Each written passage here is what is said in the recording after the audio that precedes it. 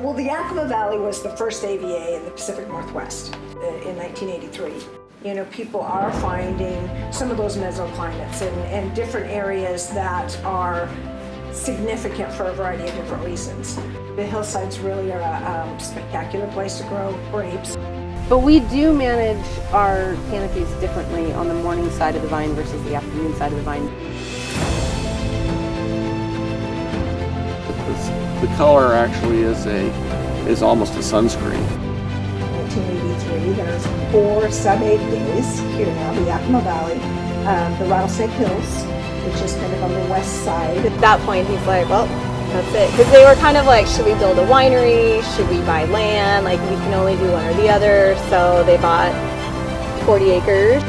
Okay. On this property for Kitski, and then we have a separate vineyard that's out. It's not in Candy Mountain AVA or Red Mountain. It's right across from the Red Mountain AVA. Okay.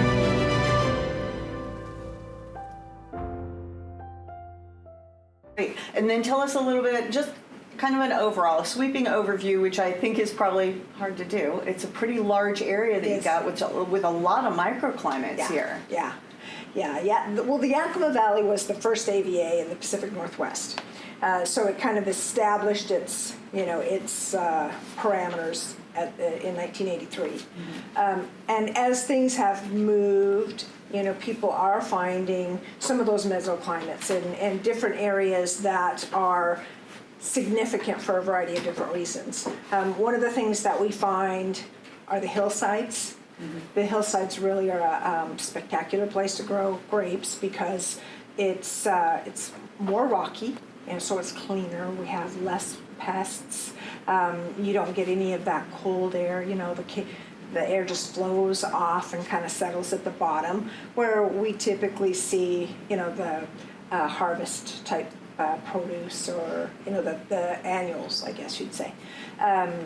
So that's an important aspect, of different areas. We've got, since 1983, there are 4 sub-AVAs here now, the Yakima Valley, the Rattlesnake Hills, which is kind of on the west side of the Yakima Valley, Snipes Mountain, AVA right in the middle, and they've got a huge geological aspect that's amazing. The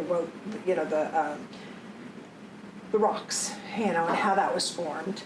Red Mountain, which is kind of on that far eastern side, and then I think you talked with Seth Kitski, right, who is right in the middle of the soon-to-be-named Candy Mountain AVA, which is coming up here really soon. So, excellent. So it's 30 plus years, but we're evolving and kind of again just kind of figuring out what's in those different aspects with some of these different sub-AVAs. What are you finding is probably your prominent varietal that's here? I can't say that there is one. We grow really 47 varieties of wine grapes in the Yakima Valley, from A to Z. And, if you get them in the right places, mm-hmm, they all thrive. And, again, that's having all of those different aspects. Temperatures are different with different elevations, different aspects. And so, and the growers here are really astute. They've been doing it for a long time, and they know. They don't just put a vine in. They do the research and they find out what they have on their site that's going to do well. So 47 different wine varieties. That's amazing. It really is. Well, you can see the variety here at Stems in the Wine Shop. You can see the variety of the different, so many different wines. Which is fantastic. And what's really fun, I think, about living here with that is you really kind of see what's coming in. Something that was completely obsolete 5 years ago, it's really getting traction and taking off. And so I love that. The Albareños, who would have heard of that, right? And we are growing some of the most amazing Albareños, just some of those really different grapes. And then knowing that they're all over the Pacific Northwest. The Yakima Valley grows more than 30% of the state's vineyards, the grapes here.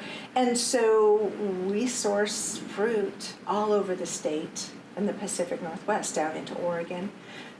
So that kind of helps some of those lesser known wine grapes become more available. You were at Syncline, the pick pool. Did you have the pick pool? We did have the pit bull. It was lovely. Yeah, who would have thought? Who would have thought? Yeah, Exactly. Gosh, I think Dig Boucher's got one of the few or only vineyards of Pickpool. So we're kind of a testing ground. You know, Yeah. we've got all of these new fun grapes that are coming up, and they're doing well, and the winemakers are taking them and doing fabulous things with them. And I think that really bodes well to the Yakima Valley. I So, agree. yeah. I agree. So we've got the history, the breadth, the knowledge, but we're also kind of foraging the new wines for the future, and it's pretty impactful, I think. So it's a great place to come and be able to explore a lot of different wines. Oh, gosh, yeah, it Yeah. is, and Yeah. and to see how they're grown, and the knowledge, of the growers that are coming here, it's a great place to visit. It really is. It's very agriculture. It's very authentic, but this is kind of where the rubber hits the road. Really, Yeah. it's kind of what I think about it. Excellent. We've had such a great time, and the scenery here is so beautiful too. I mean, we were talking about last night at Red Willow and seeing the sunsets, but it's hard to find bad views. I mean, the mountains are just stunning, and the mountains bode so well too for the east-west valleys that gives you the southern exposure and things. So it's just such a great place. Yeah, those exposures and the aspects are really kind of a unique story, and going back into all of the cataclysmic events that really shaped this area. It's pretty unusual throughout the country or even the world to have some of those folds coming the directions they are, and that's significant, in growing these grapes. Excellent. Thank you so much for taking the time with us today. It was fun.